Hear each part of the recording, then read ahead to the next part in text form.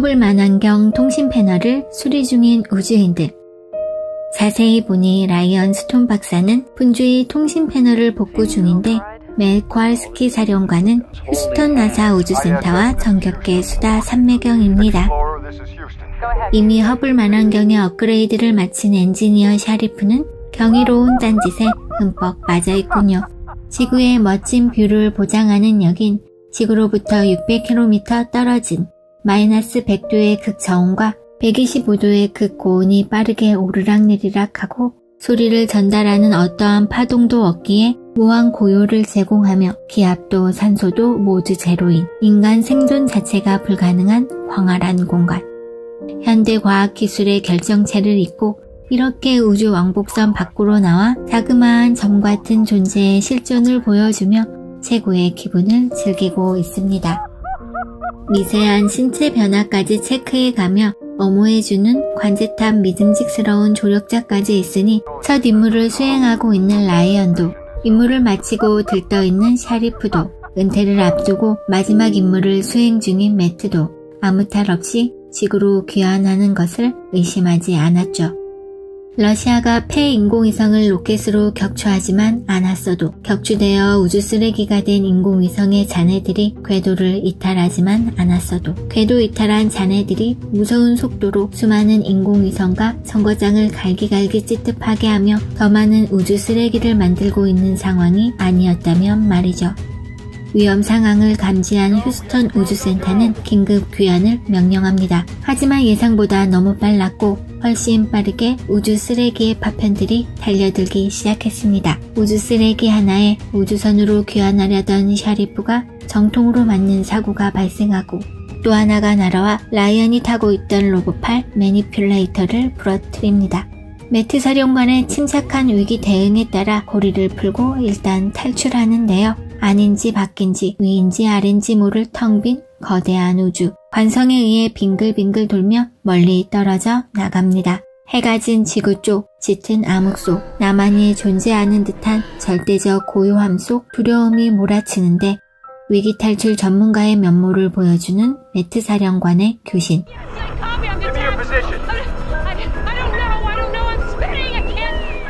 북쪽 12시 방향으로 우리 우주선이, 서쪽 7시 방향으로 국제우주정거장이 보이는 것 같아 모든 집중력을 끌어모으고 있는데 통신은 끊겨 들리는지 알 수 없는 상황이 됩니다. 우주 미아가 된 듯 공포감이 밀려올 때쯤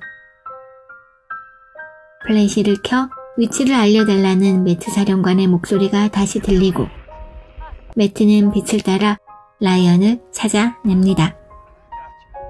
최고로 잘생겨 보이는 듬직한 대장은 케이블로 서로를 연결하고는 불안해하는 라이언에게 안심과 신뢰를 주며 위기 대처 능력의 모범을 보여주고 있습니다.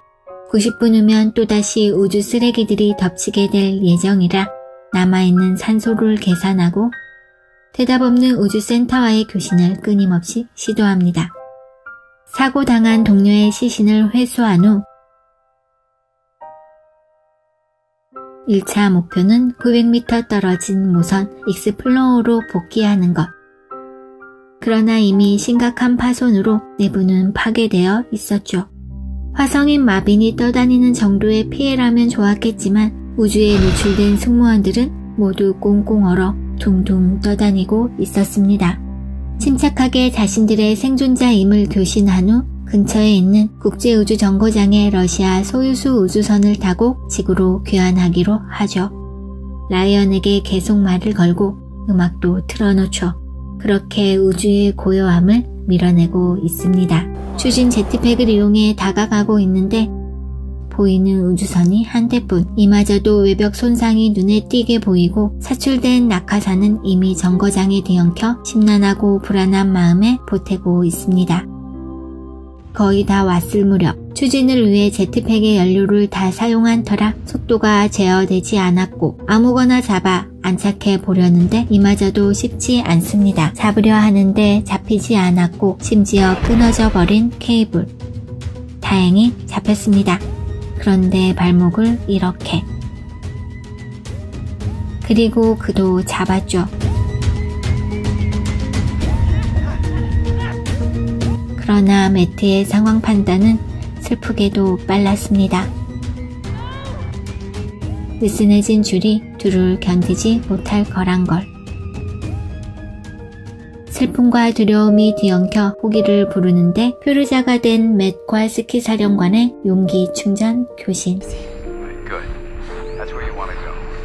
산소는 동인하기 시작했고 이산화탄소 호흡으로 정신조차 가물가물. 그 와중에도 진정한 지휘관의 모습을 보여주며 소유수가 지구 귀환용 우주선으론 불가능하니 소유수를 타고 중국 우주정거장 텐궁으로 이동, 탈출용 우주선 선저우를 타고 지구로 귀환하라고 라이언에게 나아가야 할 방향과 용기를 실어줍니다. 그를 데리러 가겠다는 목적이 힘이 되어 라이언은 들어가는 문을 찾았고 자신이 삼킬 수 있는 최대한의 산소를 충전 중입니다.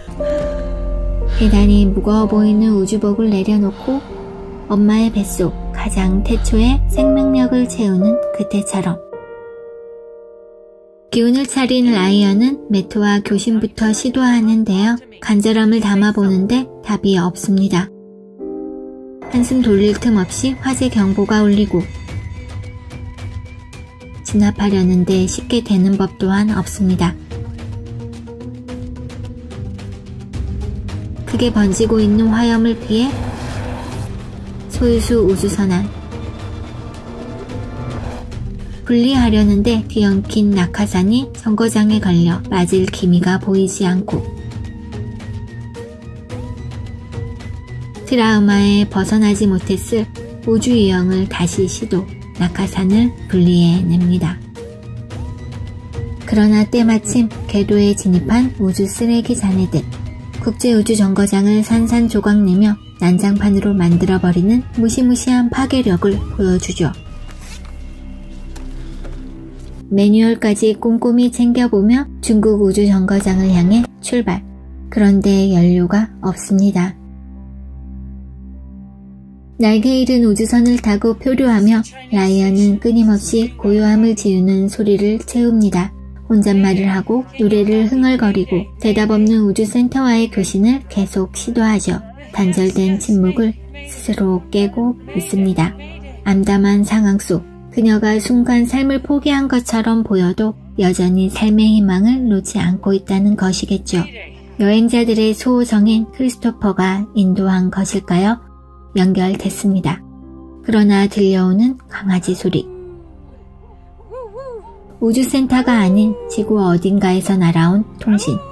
아기의 옹알이와 웃음소리 그리고 자장가. 우리가 늘 듣던 소리. 지금의 상황을 해결할 방법도 벗어날 방법도 없다 느낀 라이언은 지구로부터 온 소리를 들으며 삶을 포기합니다. 산소를 줄이고 손을 모은 채 서서히 다가올 죽음을 기다리고 있습니다. 그런데 해치를 두드리고는 누군가 쑥 들어오는데 매트 사령관입니다.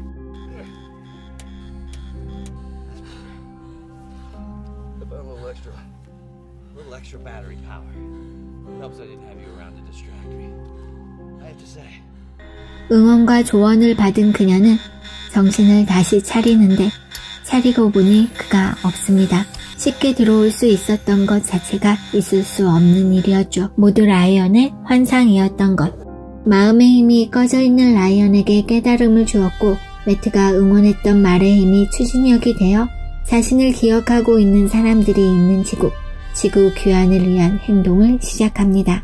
모듈을 분리하고 역분사 엔진을 이용해 이동한 후 중국 우주정거장까지 왔습니다. 소화기를 이용한 안착. 위기 전문가가 다 된 라이언 스톤 박사.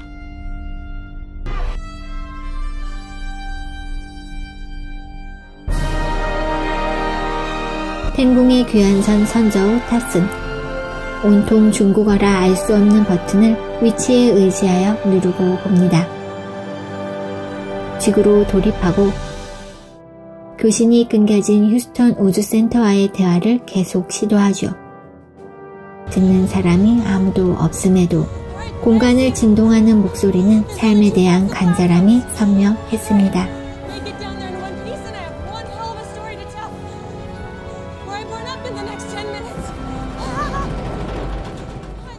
대기권에 진입한 선저 후 하늘을 담으며 떨어지고 휴스턴 우주센터로부터 통신도 연결되며 착륙에도 성공합니다. 육중한 뚜껑을 여니 세차게 들어오는 물.